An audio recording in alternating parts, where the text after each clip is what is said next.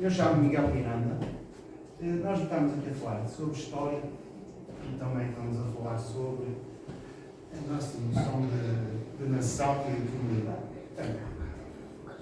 Eu estou a tapar aqui, Estamos está a tapar isto. Mas estou Carol.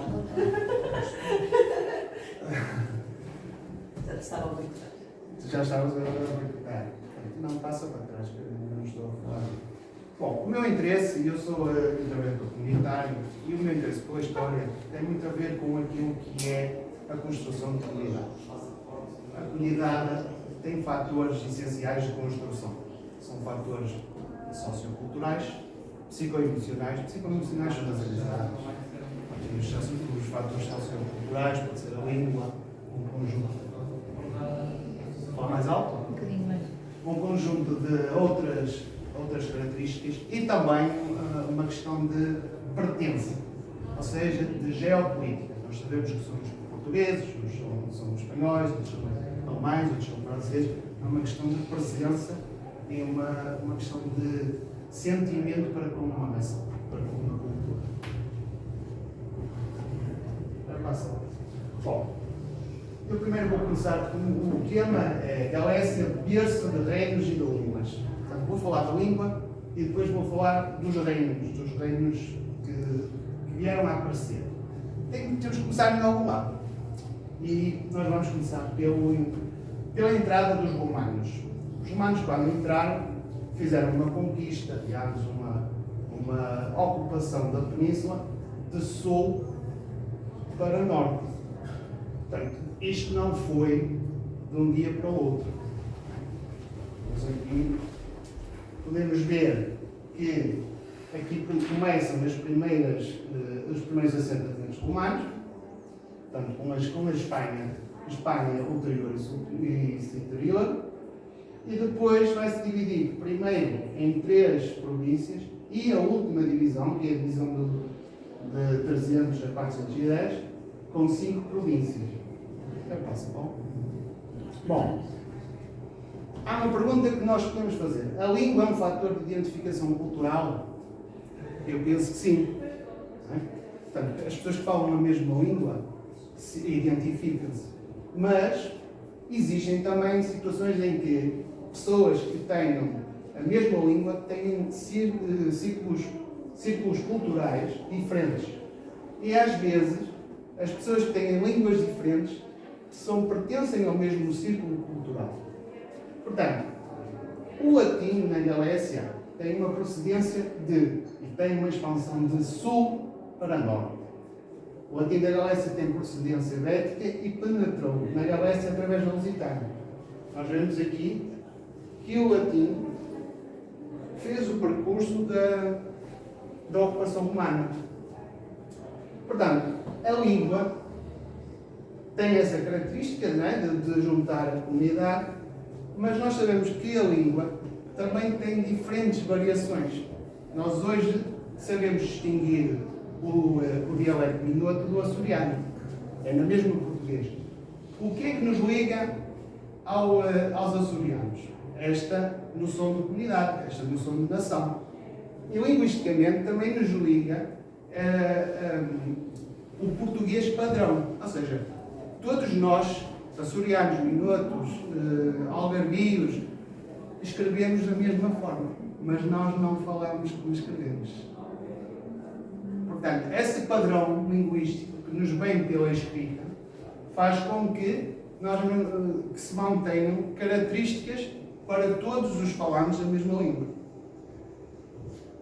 Portanto, nenhuma língua permanece a mesma em todo o seu domínio. E assim, num só local, apresenta um sem número de diferenciações. Ou seja, a língua escrita é padronizada, mas a língua falada, cada um fala à sua moda.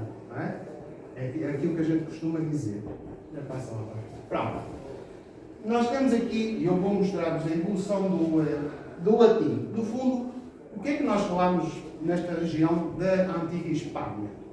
Nós ainda hoje falamos latim. Não é? Vou-vos dar um exemplo. Por exemplo, nós sabemos que temos um conjunto de países a que chamamos países de língua árabe. E são 20 e tal países.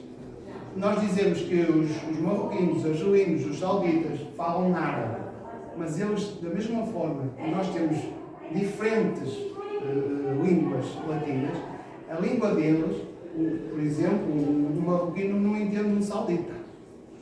E falam na mesma árabe.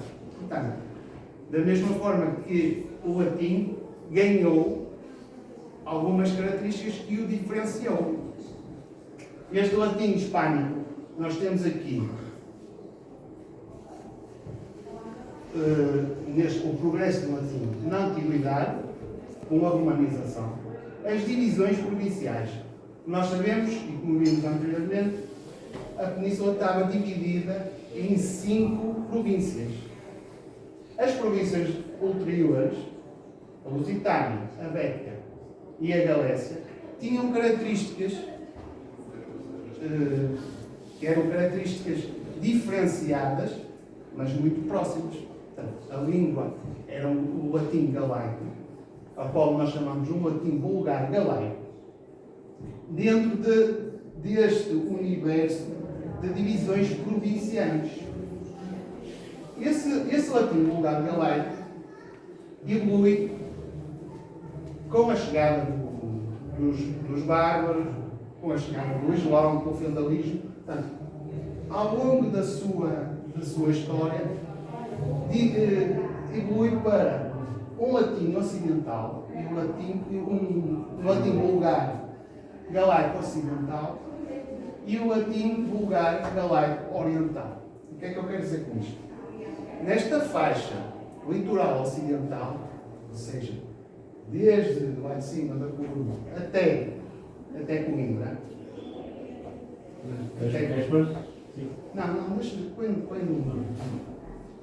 deixa nessa faixa ocidental, nós temos a existência do chamado galaico ocidental. Na parte oriental, que é hoje as Astúrias, surge o galaico oriental. Com o tempo, esse galaico ocidental, nesta zona, nesta faixa litoral, transforma-se naquilo que nós chamamos em galego português. Assim como o galaico oriental se transforma no asturo-leonês. Ok? Podes passar? Bom, nós temos neste quadro, e vou apresentar muito rapidamente, um conjunto de pontos-chave da língua portuguesa. Portanto, a língua portuguesa começa a formar-se no antigo território da Galécia. A língua que nós falamos, que é comum ao galego, é uma língua que aparece no antigo território da Galécia. Carrega lá, Paulo. Aqui, né? Aqui. Eu não sei se vocês conseguem ver. Este mapa é retirado de um livro do Fernando Venâncio. Isto são alguns apontamentos que foram possíveis fazer e transformar em mapa do José de Piel. E linguisticamente ele denomina todo este território aqui uma Galécia Maior, ou seja, o local de nascimento da nossa língua comum. Passa atrás, na setinha atrás.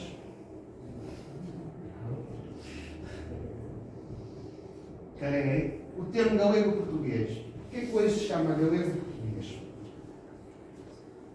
Nessa altura não se chamava galego-português.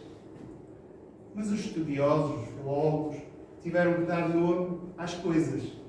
É comum nós classificarmos aquilo que nós, com que nós lidamos.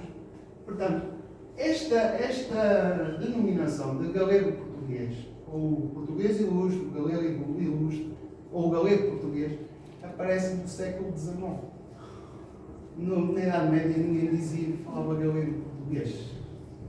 Portanto, foi uma denominação criada, aliás, por várias cartas entre filólogos, e que chegaram a esta designação. Portanto, falarmos em galego-português para denominar uma língua do século VI, ou do século VII, ou do século VIII, ainda não é possível fazê-lo dessa forma. Porquê? porque nessa faixa de desenvolvimento da língua, o mais correto é chamar o galaico ocidental ou galaico oriental. Ora, põe na casinha, pô. Na casinha. Vai ali, ó. Isso. Vamos ver então o que são exemplos da linguagem galego-português. O que podem ver aqui, eu trouxe um exemplo de uma cantiga, as cantigas medievais, que é aquilo que toda a gente conhece, as cantigas de Santa Maria, as cantigas do nosso rei Dom Dinis, e que são várias. Não existem só as de Santa Maria, nós temos um cancioneiro muito vasto de cantigas, e que vocês podem, eu não sei se conseguem ler aquele. Bom, já se percebe que nesta fase da língua já é possível nós, como portugueses e galegos modernos, conseguirmos ler o que lá está. Para puxar atrás, põe lá na casinha. Não, põe na casinha. Ok. Vamos falar no primeiro texto conhecido como galego-português. Bom, eu não considero este texto um texto ainda galego-português. Este texto é um texto que é aqui de Braga, do ano 1175, e como vocês podem ver, ele apresenta bastantes diferenças relativamente às cantigas. Em 100 anos houve uma evolução da língua, e este texto ainda tem muito de latim. Apesar de muitos especialistas o considerarem como o primeiro texto em galego-português, porque, e isto é uma questão técnica, obedece a um conjunto de regras linguísticas que fazem com que este texto possa ser considerado. Nem toda a gente concorda, mas o que eu vos trago aqui é para vocês perceberem a diferença entre o que é um texto das cantigas e o que é um texto da fase do galaico ocidental. Para lá? Bem, apenas naquela linguagem galego-português substituiu o latim como escrita oficial do Reino de Portugal. Nós consideramos que, e muitas vezes as pessoas, eu acho que é de conhecimento comum, que foi o Dom Dinis que instituiu o português. Não sei se algum de vocês já ouviu dizer isso. Foi o Dom Dinis, o nosso rei Dom Dinis, que instituiu o português como língua. Mas esta anotação é muito interessante. Porquê? Porque no livro de inquirições de Dom Afonso III, que é o pai de Dom Dinis, diz o seguinte: aqui me disse Lourenço Gomes de Porto de Mós que fizeram mal porque não escreverem para a linguagem, e por isso tornei em linguagem desde aqui adiante. Okay. O que é que isto quer dizer? Quer dizer que nesta fase a nossa língua não tinha o nome nem de português nem de galego. Era conhecida por a linguagem, ou seja, a forma escrita utilizada era o latim, e a língua da rua era simplesmente conhecida como linguagem. E é interessante ver que esta anotação aparece numa fase de transição da língua escrita do latim para a língua escrita em romance. Põe para trás. A normatização. Pronto, já embaixo. Puxa atrás. Deixa-me falar. Eu estou a tentar fazer isto o mais rápido possível para chegarmos ao ponto. Não, puxa atrás. A normatização. Põe o quadro para trás. Bom, a normatização da língua portuguesa encontra-se atualmente regulada pelo Acordo Ortográfico de 1990. O que é que isto quer dizer? Para nós termos uma língua e para essa língua ser comum a várias comunidades, nós temos que nos entender. E para isso nós temos que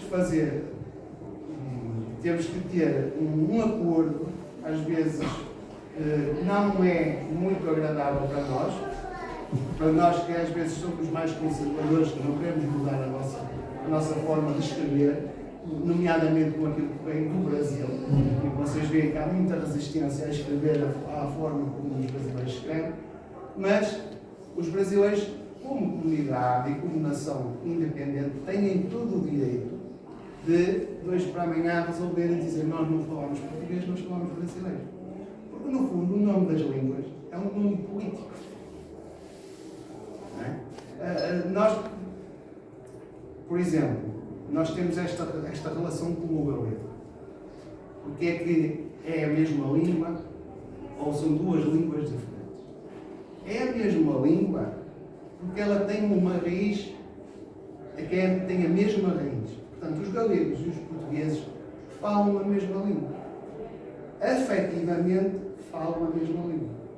Efetivamente, não falam a mesma língua. E porquê?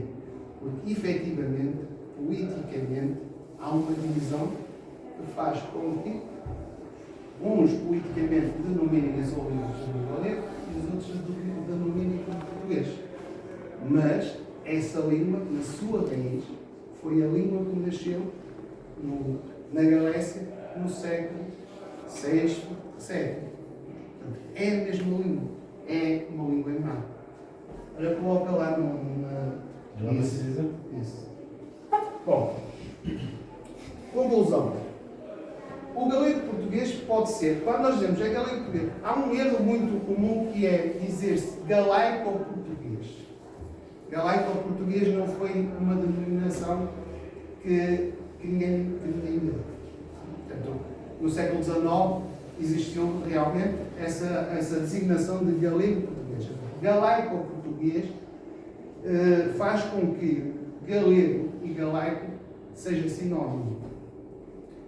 Se nós temos, como vimos anteriormente, uma evolução do latim para o latim vulgar galaico para o galaico ocidental e só daí para o galego português. Portanto, a nossa língua comum é o galaico ocidental.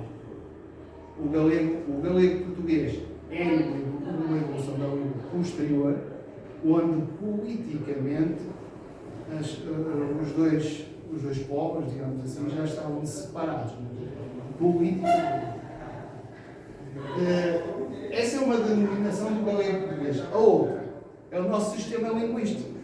Portanto, o nosso sistema linguístico é um sistema a que podemos chamar galego português. Portanto, quando nós estamos a falar do galego português medieval, nós temos que aplicar esse termo a esse período da história em concreto. Quando nós estamos a falar do galego atual e do português atual, podemos dizer que nós falamos a mesma língua e essa língua faz parte do sistema galego-português. Portanto, são duas designações diferentes. Este não é um mapa, não é? Mas este quadro, onde está colocado, é mundial. Como vocês podem ver, temos ali a bandeira da Galiza. E nós temos, atualmente, nós designamos o conjunto de países que falam a nossa língua como países da lusofonia. O que também é um termo político. Deveria ser o galaico-lusofonia. Porque a língua é, na sua essência, galaico-lusitana, porque, como o Paulo falou ainda há pouco, o reino da Galécia estendia-se até à Lusitânia, não é? E a Galiza também faz parte. Oficialmente, a Galiza, como não é uma nação independente, digamos assim, é uma nação, porque tem todas as características de nação, tem as relações socioculturais, tem um espaço geopolítico definido e tem um sentimento de pertença e de diferenciação. Portanto, é aquilo que se costuma dizer, é uma nação sem Estado. Atualmente, em Espanha, existe dentro da Constituição uma designação que é a de nacionalidade histórica. E a Galiza é uma das regiões autónomas de Espanha, de toda a gestão, que têm estatuto de nacionalidade histórica. Não lhe confere o estatuto de nação, não é a mesma forma de relacionamento que existe, por exemplo, no Reino Unido. Basta ver por coisas muito simples. Vocês sabem que, por exemplo, a Escócia, o país de Gales, joga o campeonato do mundo, não é? E a Espanha vai competir numa unidade. Portanto, há uma diferença. Mas a democracia em Espanha e também em Portugal é algo que acontece desde o final dos anos 70 do século passado. Nós não sabemos o que é que vai, ou para onde é que vamos evoluir, né? Se vamos ter uma forma diferente aqui ao lado em Espanha de se relacionarem uns com os outros. Sabemos que antes da Guerra Civil houve uma tentativa de se constituírem na Espanha um conjunto de repúblicas federativas. A Guerra Civil acabou por destruir toda essa capacidade, mas ficou aquele bicho do galeguismo.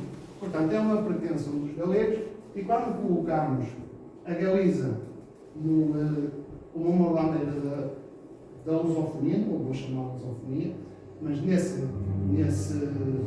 sistema galego-português, é por uma questão de solidariedade. Portanto, a Galiza é o nosso parente que, por razões políticas, não pode estar na lusofonia. Puxa atrás, Paulo. Bom, isto é um resumo. Queria falar acerca também do que se passa com a Galiza. E este último ponto puxa atrás. É muito relacionado com a Galiza. Portanto, isto é um resumo daquilo que eu estive a falar até agora. Vou tentar ser rápido. O latim ulterior derivou, não é, do latim vulgar lusitano na província da Lusitânia e no latim vulgar galaico. A partir daí surge a tal linguagem galego-português, que se divide politicamente em português e em galego. O português sofre influência do moçada lusitano, para além da influência, assim como o galego, da influência das línguas germânicas. Coloca aí a língua portuguesa sobre influências do moçada lusitano. Bom, aqui.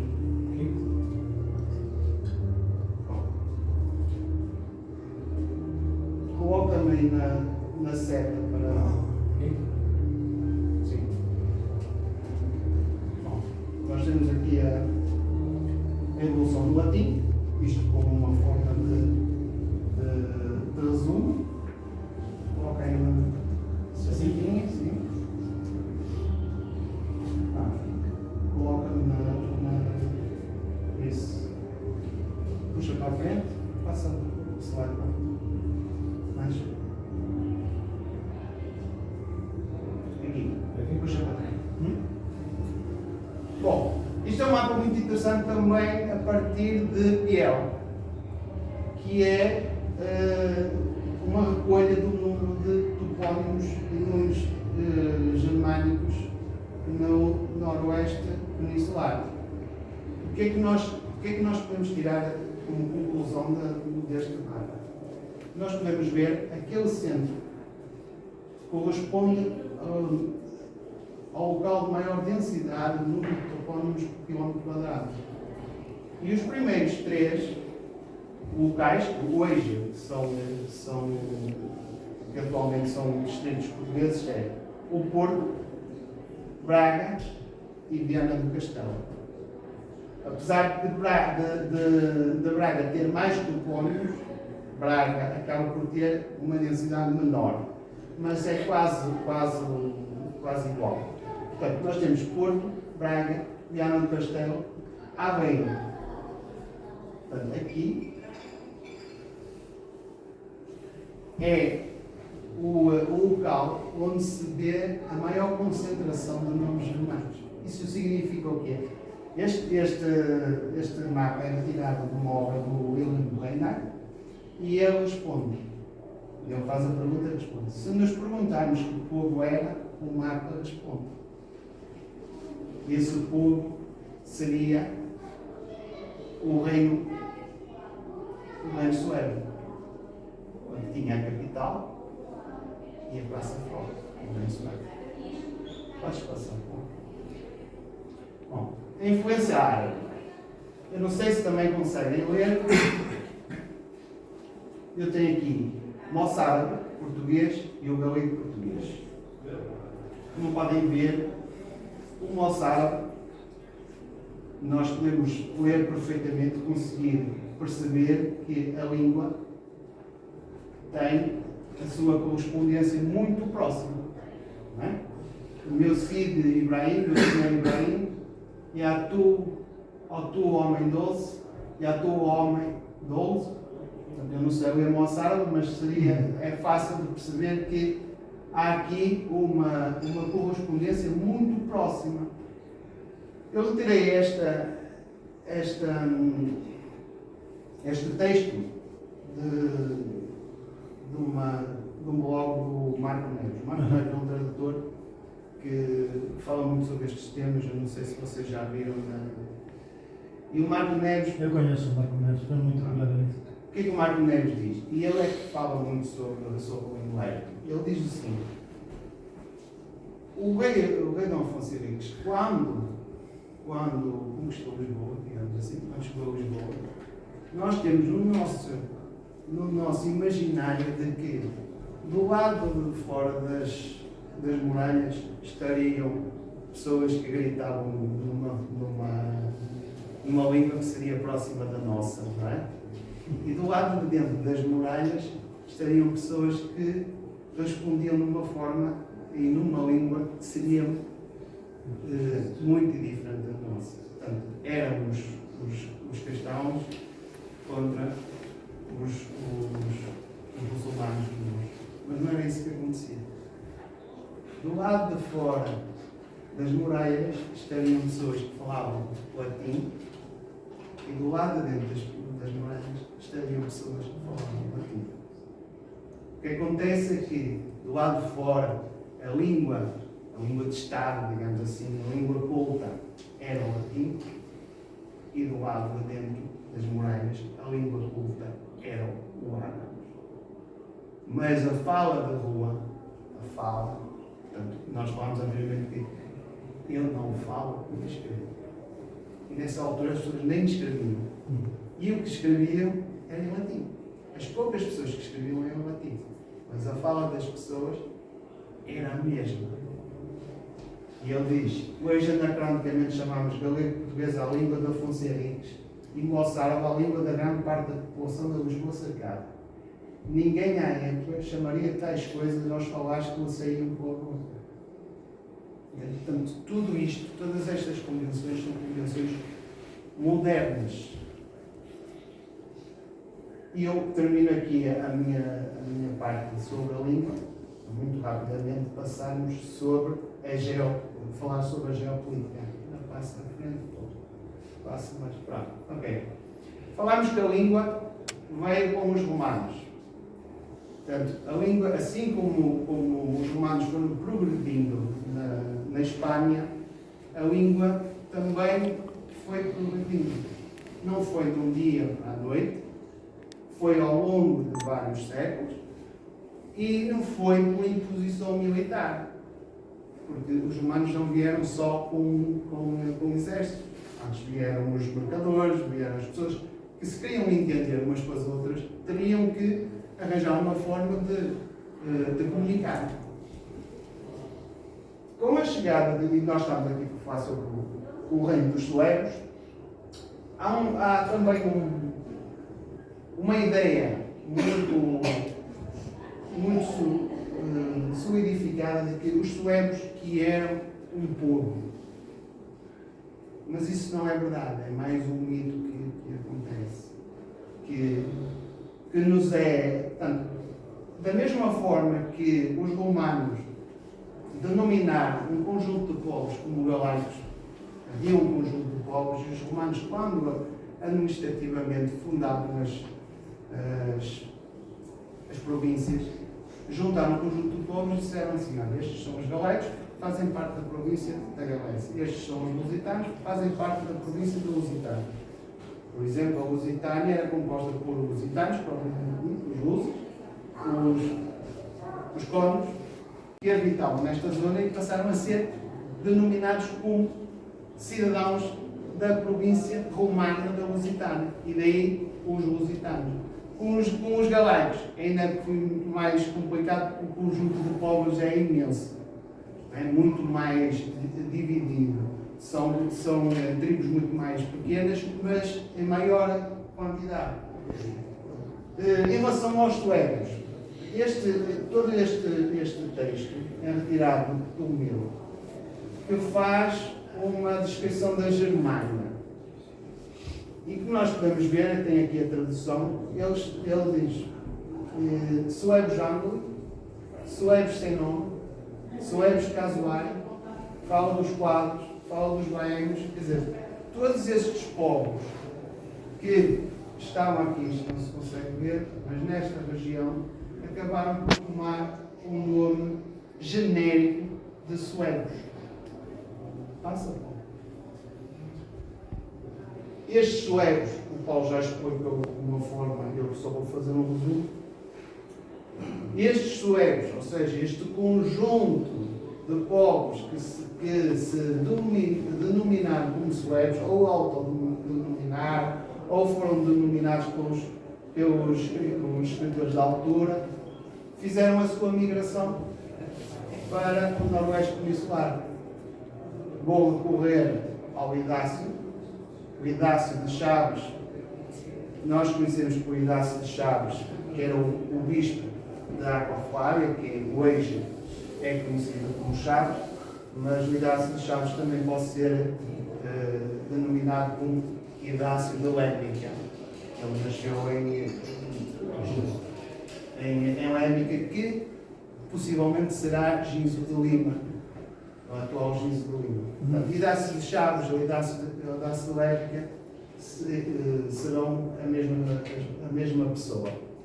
Nós aqui chamamos São Martinho de Dume porque toda a obra de São Martinho foi em Dume, não é? Nós não vamos dizer São Martinho de Pananóia, para além de porque Pananóia é parecido com Panóias e depois o pessoal aqui de Panóias vai dizer que São Martinho não é de Dume, que é de Panóias. Pronto, mas isto é só um à parte. Como o Paulo explicou, acho que vou fazer aqui um resumo. Estes povos germânicos entraram no ano 409, né? Os alanos, os vândalos e os suevos entraram nas Espanhas no ano 447 da era. 447 nós temos que depois fazer a redução para o ano hispânico, que dá 409. São menos de 38 anos, ou 39. E ele refere a chegada dos bárbaros e diz que entraram e fizeram depredações. Ou seja, o Idácio não é uma pessoa muito amiga dos bárbaros. Eu não coloquei aqui tudo, mas ele diz que se comiam os mortos e tinham um conjunto de outro tipo de pragas que assolaram esta região. Portanto, ele não diz que eles vieram aqui, que apesar de sabermos que existia, aliás, por haver também um Império Romano em guerra civil, haviam 4 imperadores, portanto, que existia uma ligação entre os hispano-romanos e os suecos. Talvez estes acordos foram do género. Nós temos ali um condomínio em Braga e vocês vão para lá, ajudam-nos na guerra e conseguem estar ali sossegados. Não sabemos que tipo de relações é que haviam entre eles. O que se sabe é que, realmente, como o Paulo referiu, existiam várias embaixadas dos romanos aos chilenos. Portanto, eles estavam em permanente negociação, mas tanto arrancava como voltava atrás, e a relação entre os povos hispano-romanos e os bárbaros foi sempre de conflito. Foi para trás? Foi para frente? Isso, pronto. O Paulo também já falou acerca disso, mas eu acho que eu penso que este mapinha, não é? É muito mais, em jeito de resumo, é muito mais fácil de entender. Os vândalos, os asdíncos, como ele falou anteriormente, ocuparam esta região que é hoje a atual Galiza. Os suevos, divididos em duas tribos, ocuparam a região ocidental. O que o Inácio diz é: os vândalos ocupam a Galécia, os suevos a região situada no extremo ocidental do mar Oceano. Este extremo ocidental será esta zona por aqui até Coimbra. Os alanos ocuparam a Lusitânia e a Cartaginense. Nunca seria a Cartaginense na sua totalidade, alguma parte, mas a Lusitânia seria o território dos alanos. Como ele referiu também, os alanos exerciam o seu poder sobre os vândalos e os suevos. Portanto, quais seriam esses vândalos e, principalmente, quais seriam estes suevos? E esses suevos seriam os suevos quadros da Lusitânia. Estes povos suevos, estes quadros, tinham uma característica muito parecida com os alanos, porque eles eram povos ali da zona, da zona da Sarmata, e tinham aquela região, uma região de estepe, e tinham também as mesmas características, já andavam a cavalo e tinham estas características guerreiras muito parecidas com os alanos. O que dá, em resumo, um conjunto de 4 personagens que são referidas na crónica de Idácio. O Gunderico, aqui, com os vândalos em cima. O Hermerico, aqui com as suevos, baemes, nesta região. E na Lusitânia, o Adaces, o rei dos alanos, e o Ermegário, que seria aquilo que chamado, e havia essa tradição com os povos alanos, seria chamado de um sub-rei, ou seja, um vice-rei. Mais ou menos um rei que estava sobre o domínio de outro rei. Já passa? Agora temos aqui uma curiosidade que eu queria vos mostrar, que é assim. Vocês veem esta bandeira, que é o símbolo aqui da festa. É uma bandeira muito bonita, não é? Acho que toda a gente... É bem o símbolo, não é bem o símbolo. Pronto, mas representa... É uma bandeira muito, muito, muito bonita, não tem nada contra a bandeira. Aliás, podem ver, eu tenho... Mas esta bandeira é uma criação moderna. Esta bandeira não representa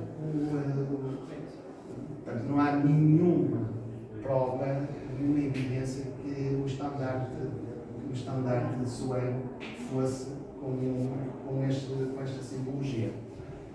Acontece que a bandeira foi criada, não recriada, acho que ainda este século, não é? Por uma questão de saudosismo, revivalismo, e ela tem as características que são retiradas da primeira vez que aparece escrito a lenda da fundação de Coimbra e do brasão de Coimbra. Segundo essa lenda, e essa lenda é contada pela primeira vez na monarquia lusitana por Frei Bernardo de Brito. E o que é que ele diz? Diz que haveria uma aliança entre o Hermerico e o Ataces. Portanto, com o casamento do Ataces com a filha do Hermerico. E que, em homenagem aos noivos, que que foi pintado, eu não consigo ler daqui, vocês também não conseguem, foi pintado um estandarte com um dragão de cor verde e um leão vermelho. Portanto, o que nós temos aqui, isto aqui é o símbolo, é o brasão de Coimbra atual. E esta bandeira, no fundo, representa esta aliança entre os suecos e os alâmios. Este Ermarico, que aparece aqui como Ermarico, provavelmente, e as lendas têm sempre um fundo de verdade, né? Vai-se contando de boca a boca, não é? É uma tradição oral. E este Ermarico não deveria ter sido o Ermarico. Seria mais provável que fosse o Ermengário, que seria um sub-reino do rei Alano. Portanto, é muito interessante perceber que esta lenda existe. A monarquia lusitana é do ano 1610 e isto foi retido. A primeira vez que aparece esta referência. Depois já há uma referência que vem num livro galego mais recente, do século, acho que já é do século XX, e foi daí, acho eu, foi daí que foi retirado esta simbologia.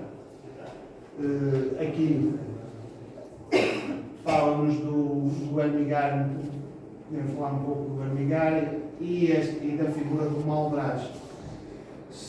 Há investigadores que sustentam a ideia de que Maldraz que seria um quadro, ou seja, seria um sueco da Lusitânia e que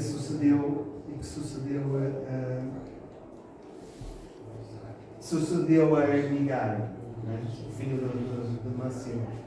Também nos diz que Ermarico, e este é do Tranói, o Tranói também nos diz o seguinte, fala-nos da existência de plusieurs bandes rivales, eu não sei falar francês, mas alguns bandos rivais, e que Ermarico realmente só se tornou o chefe, o rei, um reino sueco consolidado nesta altura. Aquilo que o Paulo falou, brevemente estou a passar à frente. Bom, como também foi falado, eu vou falar isto muito rapidamente, isto é o conjunto dos primeiros reis, não é? O Ermarico, o Ermigário na zona sul, o Récula e o Raquiário que sucederam no Ermarico. Portanto, aqui o que nós temos neste mapa é a máxima expansão do reino sueco. É lógico que falar de mapas, nós não devemos estar tudo está como conquistado. Falar de mapas e de conquistas nesta altura, nesta época histórica, é muito relativo em termos de eficiência de administração. Portanto, quando se diz que eles que tinham esta expansão toda, estamos a falar em conquistas das cidades mais importantes. Não estamos a falar de divisões administrativas como, já não estou a falar desta época atual, mas onde havia um conjunto de instituições que faziam parte do reino. A Igreja consolidada, as estradas com supervisão, um conjunto de coisas que existiu até no Império Romano, mas que nesta altura de convulsão já não existiam, porque a queda do Império Romano fez cair um conjunto de infraestruturas que existiam e foram todas, digamos, durante algum tempo foram utilizadas, mas durante algum tempo as coisas andaram sem, como se costuma dizer, sem reino e roda. Portanto, não havia reinos. Não é? Havia um conjunto de povos que estavam nesta zona e que basicamente estavam ainda a tentar criar o seu próprio espaço. Aquilo que nós costumamos referir como comunidades ou nações. estavam à procura de uma nação sua. Olha, foi para a frente. Ok. Eu não vou falar muito acerca disso, mas aqui está retratado a Guerra Civil, entre, como veem aqui, os celeiros do Sul nomearam o Maldraz.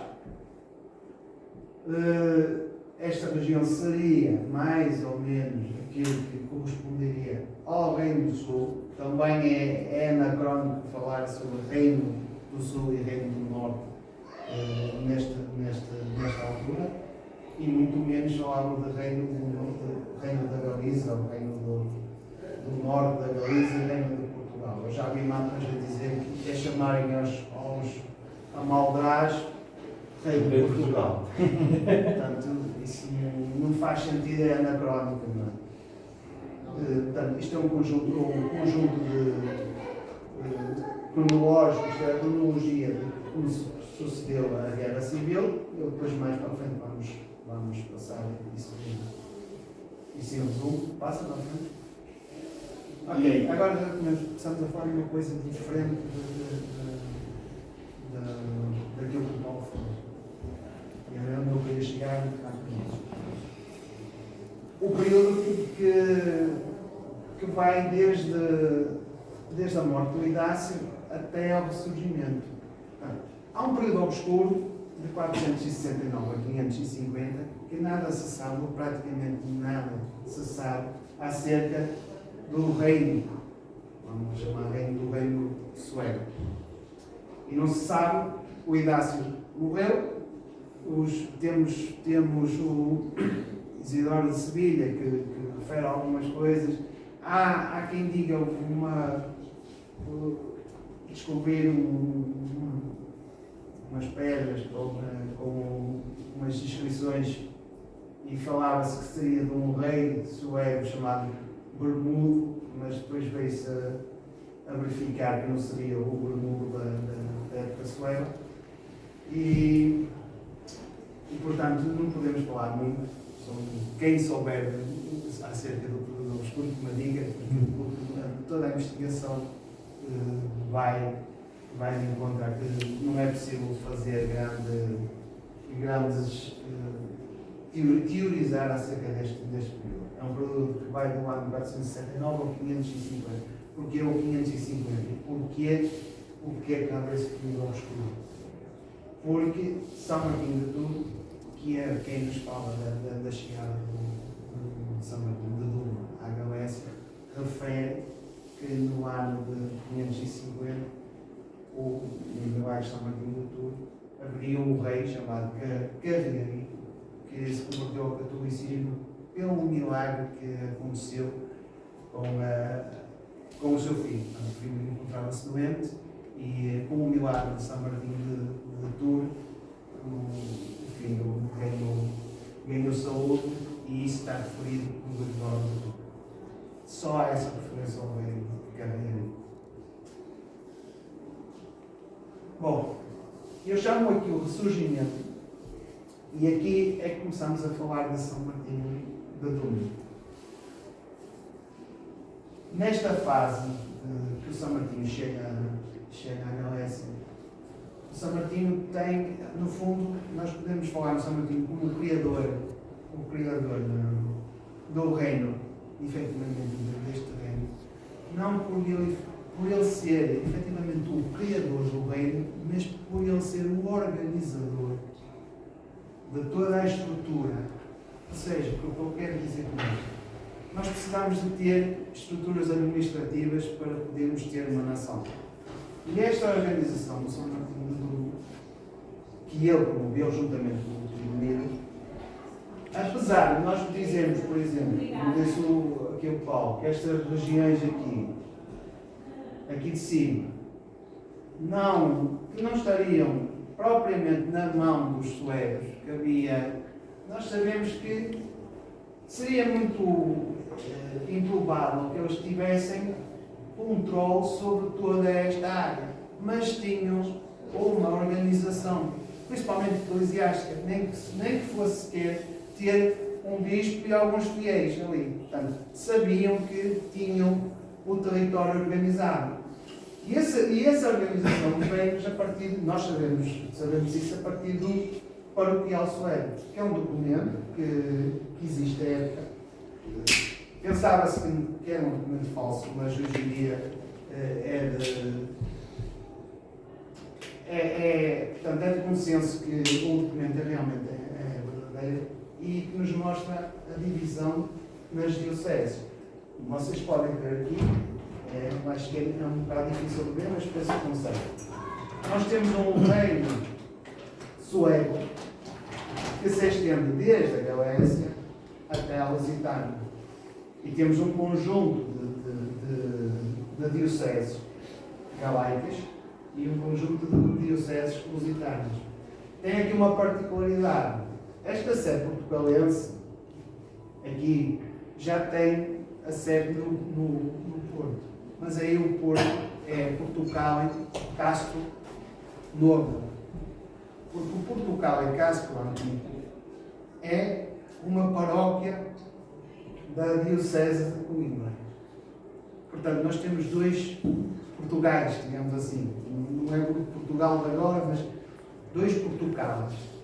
Portanto, isso dá até a Portugal essa característica galaico-lusitana. É Portugal do lado norte do Rio Douro e é Portugal do lado sul.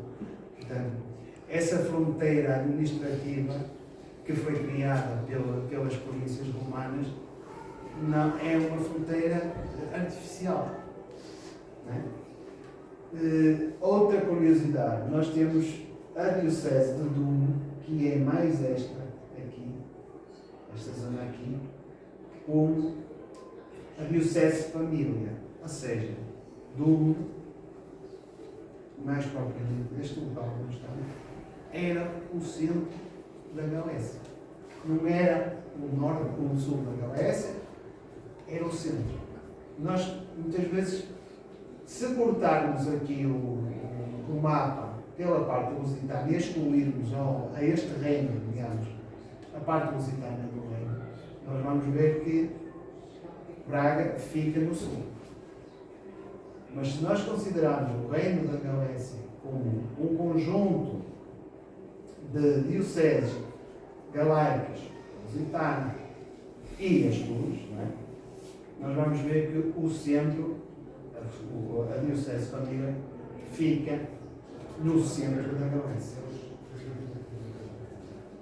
Paulo, põe para a frente, coloca isso. Sim. Tá. Não. Para trás. Portanto, eu falei do período obscuro e esta fase nós chamamos a fase do ressurgimento, que é a fase do ressurgimento quando nos aparece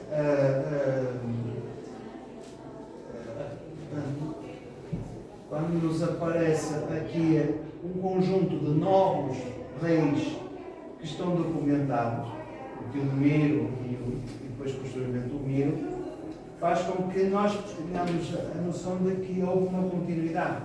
Aquele período obscuro, provavelmente os suevos estariam sob o domínio dos godos, portanto, numa questão numa relação de vassalagem, mas que houve continuidade.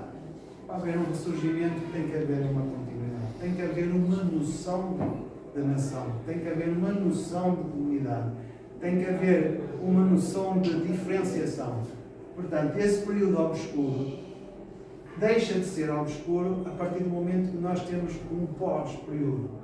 Temos os reis anteriores, que eu falei, e temos os reis posteriores. Esse período obscuro não se sabe, mas o que se sabe é que houve uma continuidade. E o Teodomiro foi muito importante, porque juntamente com o Martinho de Dume, é que é responsável pela organização administrativa e eclesiástica do reino. Foi Teodomiro e Martinho de Dume, foram Teodomiro e Martinho de Dume que deram esta roupagem, digamos assim, de reino. Se existe um reino suevo, existe por causa desta organização do final do século VI. Passa para a frente. Pronto. Depois, vocês sabem, acho que sabem, da anexação do reino sueco por parte dos visigodos. Esta zona aqui mais escura, isto não se vê muito bem, é a primeira zona de expansão dos visigodos. Eles entram por aqui, os visigodos perdem território para os francos e começam-se a interessar pelo reino de Espanha. Portanto, pelas suas... E o que é que eles tentam conquistar? Portanto, Toledo e a seguir aqui Mérida. Portanto, eles fazem um conjunto de a expansão deles, tanto é do centro para o norte, como do centro para o sul. Veem que tem aqui um conjunto de divisões, não é? Que aos poucos vão sendo anexadas pelos visigodos. Esta imagem, eu penso que vocês não conseguem ver, porque eu não consigo. Não. São As províncias, também. esta imagem aqui representa deste lado esquerdo as províncias visigodas. Como os visigodos eram muito mais organizados, como nação eram muito mais organizados e tinham uma estrutura mais sólida. E com certeza fizeram algumas divisões posteriores à anexação do reino sueco. Uma delas, e a mais importante, aquela que se sabe, é o regresso das dioceses galaicas para a Lusitânia, para a Mérida. Portanto, há uma organização. Nós sabemos pelos concílios de Toledo que da existência de vários duques, seriam 8 províncias, se não me falha a memória, mas no lado direito que vocês não conseguem ver, não significa. São 9 províncias. A Septimânia e a Narbona são 10. Não significa, e isso ficou que, apesar desta divisão administrativa dos visigodos, que os visigodos alteraram, aquela organização criada por Teodoro e por Martinho continuou a vigorar, ao ponto de, no concílio de Toledo, estar referido o território dividido em 3 partes: a Gália, a Espanha e a Galécia. Portanto, a Galécia manteve a identidade, apesar das divisões administrativas, a Galécia manteve a identidade. E é nesta região, e é esta região da Galécia, que mais tarde, com a entrada dos muçulmanos, se vai dar a formação dos novos reinos. Passa para frente. Bom, eu acho que até aqui perceberam que o reino sueco teve várias fases. Eu chamo o reino sueco, como falámos anteriormente, do ano 409 a 469, isto era sem reino em rock, portanto o reino não seria aquela ideia unitária de reino, muito menos um reino como nós conhecemos os reinos atuais. Ora, coloca no 1, Paulo. Passa o último 1. Portanto, a primeira fase é a chegada, como vimos. Eles chegaram a sentar-se. Quando passa para trás, faz para trás. A segunda fase é a luta por poder entre os bárbaros. Coloca aí. A terceira fase é o período obscuro do qual não se sabe nada. A quarta fase é o surgimento, digamos assim, nós podemos chamar de ressurgimento, mas é o surgimento efetivo da noção de território, de nação. É esta organização territorial com o centro em Du, que dá todas as características do território à Galécia. Nós chamamos Galécia Reino da Galécia.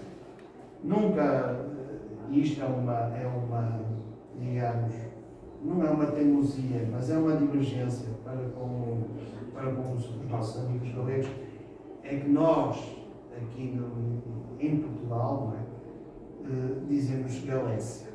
Os nossos amigos galegos insistem em dizer Galícia, porque em galego não existe a palavra Galécia. Ou escrevem Galiza, ou continuam a escrever em latim Galécia. E aí causa uma certa ambiguidade. E às vezes estamos a falar da mesma coisa, mas parece que estamos a falar de coisas diferentes, ou vice-versa. Às vezes estamos a falar de coisas diferentes e parece que é a mesma coisa. E nós, em Portugal, resolvemos ir bem essa questão com o aparecimento da palavra Galécia. Nós sabemos, andamos por aí, sabemos que há o Centro Comercial Galécia, sabemos que há uma empresa de canalização que é Galécia, sabemos que há uma escola que é Galécia. Portanto, nós lidamos com essa palavra e essa palavra faz parte é uma palavra de uso comum para nós. Na Galiza não, na Galiza usam o termo em Galiza, portanto, quando olham para aqui, não é? Se nós perguntarmos ao aluno galego, isto que é o reino da Galiza. Portanto, para nós, é o reino da Galécia. E o reino da Galécia, nesta fase, tem as dioceses galaicas, tem as dioceses lusitanas e tem as dioceses asturas. Portanto, tem os três conventos da Galécia e mais parte dos conventos da Lusitânia. Porque é que nós chamamos de reino da Galécia? Chamamos de reino da Galécia porque ocupou a Galécia na sua totalidade. Não significa que estes lusitanos, estes quadros suevos, não faziam parte do reino da Galécia. Vai para a frente? Miguel, desculpa, não te queria perguntar. Vamos terminar. É que já estás a falar há uma hora, desde que me deste conta. Mas já estás a Há uma falar hora? há uma hora. Pronto, acho que cumprimos uma hora cada um. Mas ele disse meia hora e já estás a falar há uma hora. Ainda temos um debate. Eu vou apresentar só O um. debate é o som, né? É o 5. Não, passa para a frente, o último quadro. Bom, O debate. o último quadro. E isto é um resumo. Eu podia só apresentar este quadro, não é? Sim. Isto é um resumo. Como nós vimos anteriormente, nós falámos em língua e falámos em território. E eu vou-vos tentar explicar o que é que este quadro significa.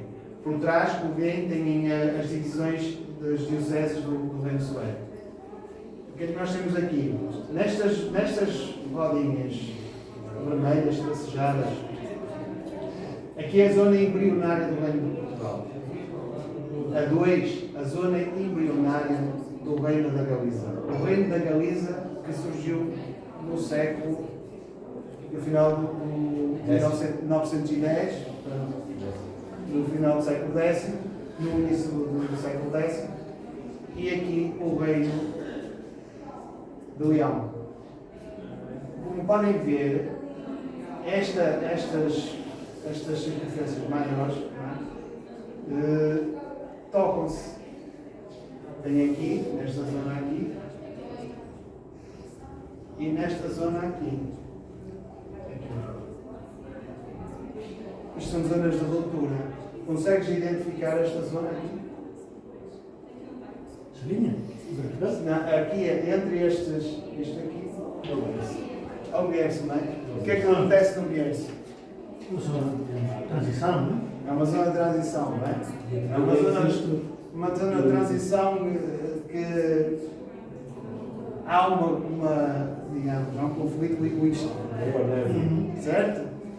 E o que é que nós temos aqui? Mas fazia parte do reino, não é? Fazia parte, mas não faz, não é? Portanto, o que é que nós temos aqui? Temos a zona de Torreio Moima. Ou seja, quando se parte alguma coisa, nós partimos um prato, vai ficar. No entanto, o que é que é de observar em todo este mapa? E qual é a conclusão? É esta região aqui, que é o berço dos três reinos, o reino da Galiza, o reino de Leão e o reino de Portugal. Portanto, Portugal, neste eixo, Coimbra, Viseu, Lamego, Braga e Porto. A Galiza, como vocês sabem aqui, entre Tui, Ourense, Lugo, Corunha e Santiago de Compostela, está a Leiria, e Leão, Astorga, Leão e Oviedo. Portanto, aqui o nascimento destes três reinos, no fundo são três reinos irmãos, têm a mesma origem e têm uma língua também comum, que é o galaico, só que diferenciado entre o galaico ocidental e o galaico oriental. Portanto, toda esta zona galaico-lusitana é a zona do galaico ocidental, a zona do galego português e a zona do galego e do português. Portanto, a nossa língua é uma língua que nasceu num reino da Galécia, na zona ocidental do reino da Galécia, incluindo a Lusitânia. O nosso galego-português pode ser também transformado em galaico-lusitano, mas nunca em galaico-português. O português é as duas coisas. O português é as duas coisas. Portanto, eu termino aqui a apresentação. Eu acho que vocês podem fazer algumas perguntas, aquilo que estiver, e depois voltar atrás, se quiserem. Ok? Muito obrigado.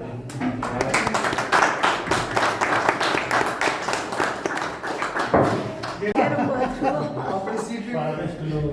Fomos bem disciplinados. Eu fui 5, 7. Põe a 7. 1 a 7. Foi mais 10 minutos. Não, eu só estava a falar porque o Miguel disse-me assim, meia hora. Meia hora. Mas acho que foi muito... Fomos disciplinados. Sim, mas acho que foi muito interessante. E de facto é um tema que daria para falar muito mais tempo, não é? Porque também há aqui muitas divergências e há... Bem, mas uma coisa, eu demorei mais um bocadinho, mas eu falei, foi mais de 1000 anos. O Paulo Eu falei de 60 anos. só falou 60 anos, eu falei de 1000 anos, não é?